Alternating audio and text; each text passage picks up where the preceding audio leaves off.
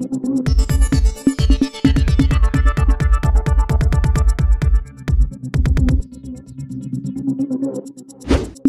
News Maharashtra बातमीचे वास्तववादी विश्लेषण। ज्याला बुद्ध धर्म समजला तो आपल्या धर्मासाठी कोणताही त्याग करायला तयार होतो। आज बाबासाहेबांनी 1000 वेळेला विचार केला। 5000 वर्षापासून खितपत पडलेल्या माझ्या समाजाला याच्या पुढील काळात एक दिशा मिळावी म्हणून या भारताची घटना लिहून आज भारताची लोकशाही बाबासाहेबांच्या घटनेवरती उभारलेली आहे। इतकं महान काम बाबासाहेबांनी केलं। आज मी ज्या मोहोळ मतदारसंघातून निवडणूक लढवली तो मतदारसंघ हा मोहोळसाठी मोहोळ अनुसूचित जातीसाठी राखीव असल्या कारणानं मला उमेदवारी म्हणून तिथून निवडणूक लढता आली। जर घटनेमध्ये आपल्यासाठी तरतूद केली नसती तर हा राजू खरे महाराष्ट्राच्या विधानसभेमध्ये जाऊ शकला नसता। बांधवांनो, मी आपल्याला कळकळीची विनंती करतो,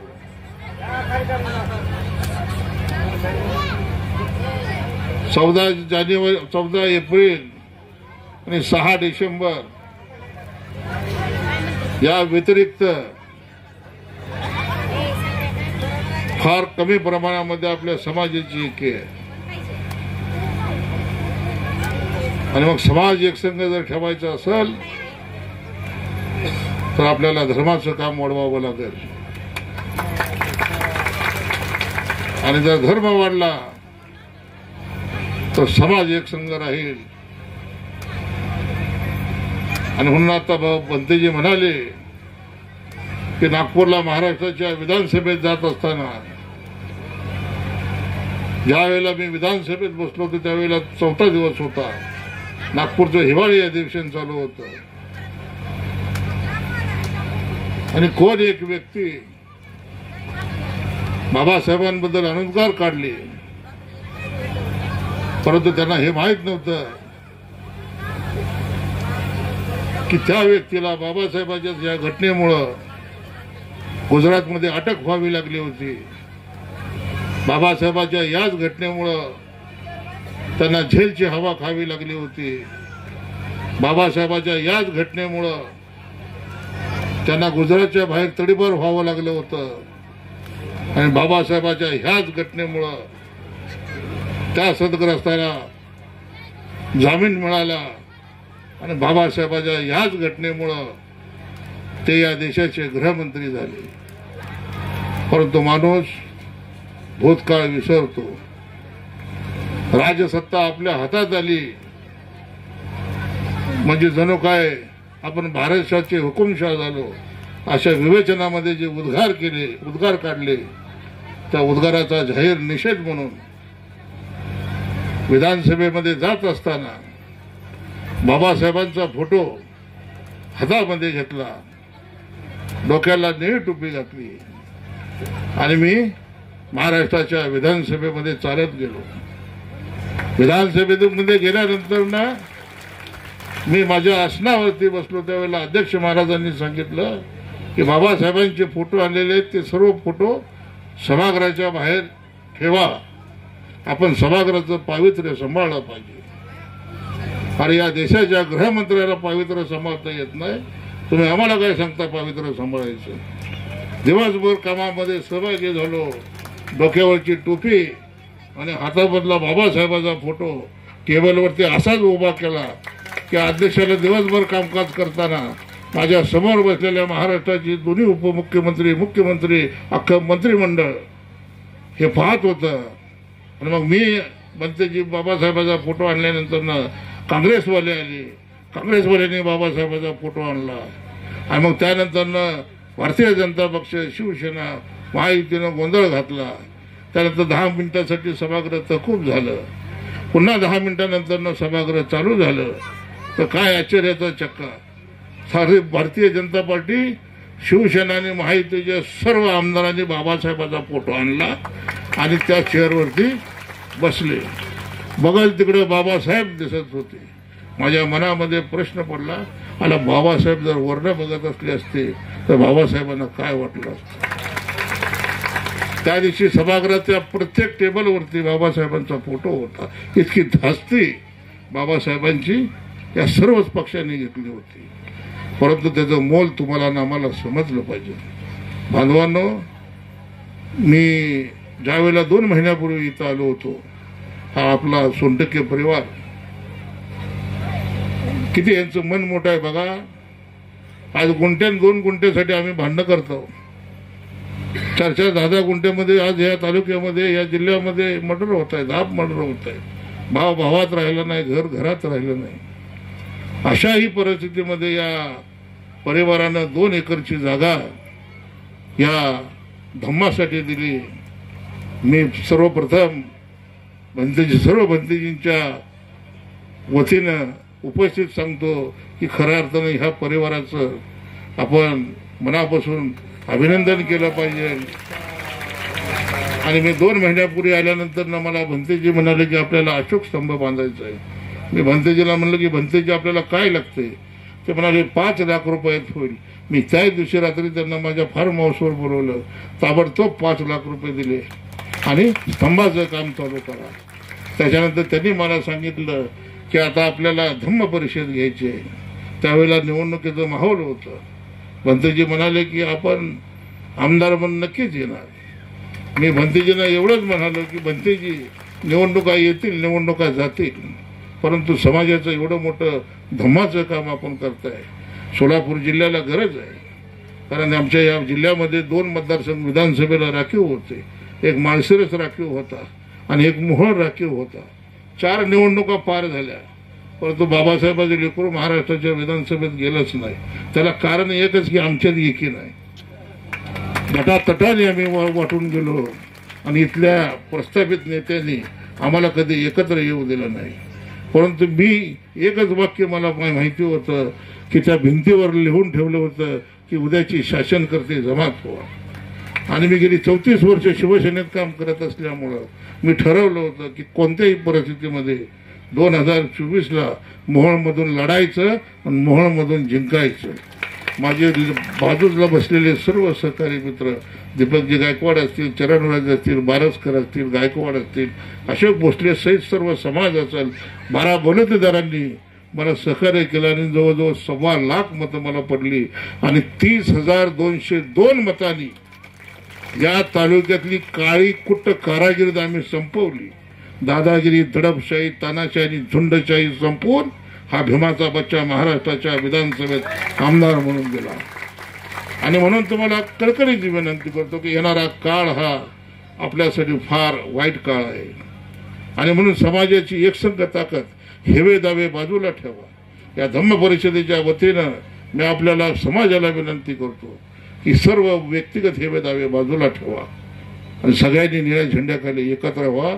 जर आपण एकत्र झालो नाही तर कोणतरी एखादा तडीपार गुंडा देशाचा गृहमंत्री होतो आणि बाबासाहेबांबद्दल लोकसभेमध्ये, राज्यसभेमध्ये अनुद्गार काढतो. त्याचा जाहीर निषेध करण्यासाठी जर हा मोहोळमधून राजू खरे आमदार म्हणून निवडून गेला नसता तर विधान भवनात बाबासाहेबांचा फोटो घेऊन कोण गेला असता. आणि माझ्यासारखी माझ्याबरोबर 10-20 आमदार जर महाराष्ट्राच्या विधानसभेत आले तर काय काय मजा येईल मला सांगा तुम्ही. कोणाची टाप तर होईल का. आणि म्हणून तुम्हाला सांगतो की कळकळीची विनंती करतो, थोडं भावनिक होऊ नका. कार्यकर्त्याला विनंती करतो की इकडे तिकडे गटातटात न राहता आज आपण इथं आपल्या विचाराचा आमदार निवडून आणलेला आहे. परंतु तो आमदार हा पुढची 25 वर्ष या मतदारसंघातनं हल्ला नाही पाहिजे. जिल्हा परिषद आहेत, ग्रामपंचायत आहेत, पंचायत समिती आहेत, नगरपालिका आहेत. ही ताकद आपल्याला अशीच ठेवावी लागेल. राहिला विषय भंतेजी आपण सांगितलं.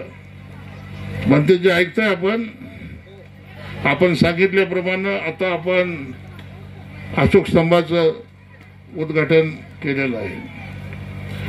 आता 4 महिन्यानंतर मी माझ्या आमदार फंडातून 25 लाख रुपयाचा निधी, हे आपण जे पत्राच्या ह्याच्यामध्ये राहत आहे ते 4 महिन्यांमध्ये आपल्याला राहण्यासाठी सुसज्ज असं एक चांगला बुद्धविहार समाज मंदिराचा एक पार्ट म्हणून एक वास्तू उभी करा, त्याच्यासाठी 25 लाख रुपयाची आमदार फंडातून मी ताबडतोब आज जाहीर करतो या धम्म परिषदेच्या वतीने. या भागामध्ये 2 एकर जमीन आपल्याला दिलेली आहे. जिल्हा नियोजन मंडळाचा सदस्य या कारणानं तुम्ही मला आमदार म्हणून निवडून दिलेला आहे. आता पहिली जिल्हा नियोजनाची बैठक पालकमंत्र्यांच्या अध्यक्षतेखाली लागेल. मी बंडखोर वृत्तीचा माणूस आहे भंतेजी. मला घेऊनच काम करावं लागतं, नाही तर गणित बिघडून जातंय. या तालुक्यातलं 50 वर्षाचं गणित मी बिघडून टाकलं. इथं म्हणायचं एकच मालक. मी म्हणलं तू कुठला मालक? जनता मालक आहे. आणि आम्ही 24ला दाखवून दिलं. माझे सर्व मित्र बाजूला बसलेले त्यांनी दिवस रात्र कष्ट घेतलं आणि इथली मालकशाही संपवून जनता ही लोकशाहीमध्ये सर्वात मोठी मालक आहे हे आज आम्ही मोहोळकरच्या जनतेने महाराष्ट्राला आणि सोलापूर जिल्ह्याला दाखवून दिलं. अशाच पद्धतीने इथे आपल्याला ठेवावी लागेल. आणि म्हणून येणाऱ्या जिल्हा नियोजन मंडळाच्या बैठकीमध्ये जिल्हा नियोजन मंडळाचा सदस्य या तालुक्याचा आमदार म्हणून एक 50 लाख रुपये या 2 एकराच्या सुशोभीकरणासाठी ताबडतोब दिले जातील. 25 लाख प्लस 50 लाख 75 लाख रुपयाचा निधी येत्या या 15 दिवसामध्ये मी तुम्हाला व्यवस्था करून देतो. आणि जाता जाता मी या सर्व समाज बांधवांना सांगतो, मी आमदार आज असेल उद्या नसेल, परंतु ही धम्म परिषद ही पहिली वेळ आपल्याला सिकंदर टाकळीमध्ये होती. राज्याचे समाज कल्याण मंत्री संजयजी शिरसट हे माझे जवळचे नातेवाईक आहेत, आपल्याला माहिती आहे. अनिल कुमार गायकवाड जे महाराष्ट्र राज्य रस्ते विकास महामंडळाचे एमडी आहेत ते माझे सख्खे भाऊजी आहेत. आणि तुमचा संजय बनसोडे हाही माझा भाऊच आहे. आता त्याला मंत्री केला नाही पण आमदार आहे. सभागृहात माझ्याबरोबर त्या दिवशी होता. आणि संजय शिरसट बी आपले नातेवाईकच आहेत. राज्याचे समाज कल्याण मंत्री आहेत. लवकरच एक प्रारूप असा विकास आराखडा आपण सर्व इथले आमचे सोनटक्के परिवार आपण सर्व भंतेजी बसा आणि या 2 एकरमध्ये असं एक चांगली एक वास्तू आपल्याला उभी करायची आहे. आज आम्ही असो अगर नसो, परंतु येणाऱ्या काळामध्ये आमच्या लेकरा बाळांना या वास्तूमध्ये आल्यानंतर बाबासाहेबांचा दिलेला धम्म काय आहे हे त्याला समजलं पाहिजे. अशी एक देखणी वास्तू समाज कल्याण खात्याच्या वतीनं ताबडतोब येत्या 2 महिन्यात 3 महिन्यामध्ये मंजूर करून त्याच्याही कामाची सुरुवात आपण ताबडतोब करू. संजय बनसोडेंनी मला वाटतं 21 कोटी रुपयाचं तिथं बुद्धविहार बांधलेलं आहे समाज कल्याण खात्याच्या वतीनं. आपण 4 कोटी रुपयाची वाढ करू आणि 25 कोटी रुपये खर्च करून एक सोलापूर जिल्ह्यामध्ये 1 नंबर नावा रूपाला दिसेल अशा पद्धतीचं एक चांगलं भव्य आणि दिव्य अशी वास्तू या 2 एकरामध्ये उभी करू. इथं येऊन सोलापूर जिल्ह्यातला आपला भीमसैनिक नतमस्तक झाला पाहिजे अशा पद्धतीची वास्तू आपण उभं करू. हा राजू खरे कुठेही कमी पडणार नाही. मी सर्व आज जवळजवळ 20 भंतेजी इथं आलेले आहेत. पूर्ण तालुका आणि जिल्ह्यामधून समाज बांधव इथं आलेले आहेत. त्या साऱ्या समाज बांधवांना सांगतो की येत्या या 1.5 वर्षाच्या आत इथं आणि आता हे रस्त्याला येताना आपण कच्च्या रस्त्याने आलो होतो. मी ताबडतोब माझ्या फंडातून याचं खडीकरण आणि डांबरीकरण येत्या 4 महिन्यामध्ये पूर्ण करून देतो. पुढच्या बारीनं आपला इथं जो बांधव आला तर तो डांबरीवरून आत आला पाहिजे. आणि हा रस्ता जो आपण इकडे येत होतो त्या रस्त्याची मी अवस्था बघत होतो. तसं मोहोळ तालुक्यामधले बरेच असे रस्त्याची अवस्था अत्यंत दुर्भाग्याची झालेली आहे. आणि म्हणून तुम्हाला मी सांगतो की मी नागपूरच्या अधिवेशनामध्ये असताना आदरणीय अनिल कुमारजी गायकवाड साहेबांना विनंती केली की आपल्याकडे महामंडळाचे आपण एमडे आहात, महामंडळातले असे काही माझे रस्ते घ्या, निदान खास बाब म्हणून माझ्या मोहोळ तालुक्यातली की 50 गावात इथं जोडली जातील. मला भाऊजींनी सांगितलं की ताबडतोब केले जातील. आज मुंबईवरनं इंजिनियर लोक सुद्धा आली होती. सकाळी 10 वाजता माझी गाडी घेतली, या तालुक्याचा जिल्ह्याचा नकाशा घेऊन गेले आणि महाराज MSRTC मार्फत एक मोठे 2 रस्ते आपण ह्या तालुक्यामध्ये मंजूर करतोय, जेणेकरून ही गावं एक 30-40 गावं एकत्र अशी जोडली जातील. अशाच पद्धतीचा हाही रस्ता या भागातून पुढे जाणाऱ्या गावाला जोडला जाईल. तोही रस्ता अत्यंत देखणा असा कॉन्क्रिटीकरणाचा रस्ता असेल. पाटकोलो पिनूरवरनं जर आपण आलो इथं तर आपण 10 मिनिटांमध्ये आपल्या या विहाराच्या ठिकाणी येऊ आणि दर रविवारी तालुक्यातली माणसं, आपली समाजाची माणसं आवर्जून ह्या आपल्या वास्तूला भेट देतील. इथं आपली जी काय आपल्या समाजाची जी व्यवस्था आहे त्याच्यामध्ये सामील होतील. आणि माझ्या आया बहिणीला विनंती करतो, जाताना काय न्यायचं नाही. मला 2 मुले आहेत, हम दो हमारे दो आहेत. जाताना काय येत नाही, सारं काय इथं ठेवून जायचं आहे. तुझं माझं म्हणायचं. आता भंतेजी म्हणले इथं काय पावती पुस्तक ठेवलंय, खिशात कोण हात घालत नाही. हाती घातला नाही तर मग ती वर बी काय आपल्या येत नाही, कामाला येत नाही. आणि म्हणून तुम्ही जैन समाजामध्ये बघा, जैन समाजाची मंदिरं बघा. तिथं गावाला जातात तिथं जैन समाजाचं संगमरवरी असं मंदिर असतं. तिथला प्रत्येक व्यापारी तो जैन बांधव तिथं दान करतो आणि सुंदर असं एक मंदिर बांधतो. आपल्याला तर बाबासाहेबांनी आरक्षण दिले. बाबासाहेबांमुळे फुकटच्या नोकऱ्या लागलेल्या आहेत. 2-2 लाख 3-3 लाख रुपये पगारी आपल्याला येत आहेत. 50,000पासून आपल्यातली माणसं पगारी घेत आहेत. आणि म्हणून एक समाजाच्या कामासाठी कुठेतरी खिशामध्ये हात घातला पाहिजे अशी कळकळीची विनंती मी समाज बांधवांना करतो. मी तर करतोय आमदार म्हणून माझं नैतिक कर्तव्य आहे, परंतु बाबासाहेबांचे लेकरू या चळवळीतला एक कार्यकर्ता म्हणून माझं आद्य कर्तव्य आहे की या वास्तू उभा करत असताना ज्या वेळेला पुढची धम्मपरिषद बंदेजी या इथं पार पडेल तर तुम्हाला माझे वाक्य आठवतील की खूप देखणी अशी जिल्ह्यामध्ये 1 नंबर अशी ही वास्तू इथं आपण उभा करतोय, जेणेकरून याचा फायदा या आपल्या समाजाला होईल. राहिला विषय आपण म्हणाला की आम्हाला भंतेजीसाठी 5 एकरची जमीन द्या. आज मी सर्व भंतेजींसमोर जाहीर करतो, आपण 5 एकर जमीन या सोलापूर जिल्ह्याच्या सरहद्दावर कुठेही पहा. त्याचं खरेदीसाठी किती पैसे लागतील तेवढे पैसे मी, माझी पत्नी, आमच्या स्वतःच्या कष्टातून जी काही रक्कम आहे ती त्या 5 एकरच्या जमिनीला दिली जाईल. आणि त्या 5 एकरची जमीन आपले जे भिक्षू आहेत त्या भिक्षू संघासाठी तुम्ही त्याचं उद्या खरेदी करा. मी उद्या पैसे पाठवून देतो. कारण तुम्ही आहात म्हणून आम्ही आहेत म्हणून उद्या आमची लेकरं आहेत. म्हणून बाबासाहेबांना दिलेला धर्म, त्या धर्मासाठी जीवाचं रान करायची आमची तयारी आहे. मी एवढंच बोलतो. हा काय आणि काय मला 2 मुले, दोन्ही माझ्या मुली 90-95% पास होत्यात. 15 एकर जमीन आहे भंतेची. आम्हा माथा माथेरीला काय लागणार आहे 15 एकर जमीन सांगा. किती खाऊन खाणार आहे सांगा. 40-50 गाय मसरा आहेत माझ्याकडची. म्हणून आज आपण जो ऐतिहासिक विजय प्राप्त केला तो याच्यासाठी केला की माझ्या दारामध्ये आलेल्या प्रत्येक माणसाला कधी मी खाली हात पाठवत नाही भंतेची.